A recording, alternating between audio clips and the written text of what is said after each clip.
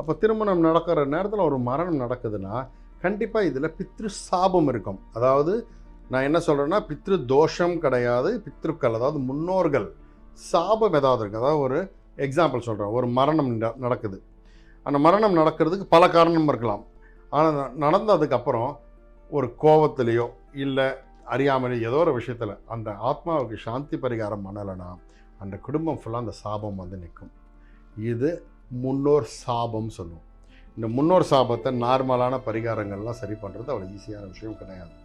அது தாந்திரிஸ் கிட்ட நீங்கள் போயிட்டு வசனம் பார்க்கணும். உங்களுடைய அப்பா பேர், உங்கள் அம்மா பேர், உங்கள் அப்பா பேர், தாத்தா பாட்டி பேர் முடிஞ்சால் அவங்க அம்மா அப்பா பேர் தெரிஞ்சால் ஒரு டைரியில் எழுதி எனக்கு அடுத்த புள்ள நீ தான் அப்படின்னு அந்த வாரிசு பேர் எழுதி டைரியை வச்சுட்டு கூட நீங்கள் போய் சேர்ந்துருங்க.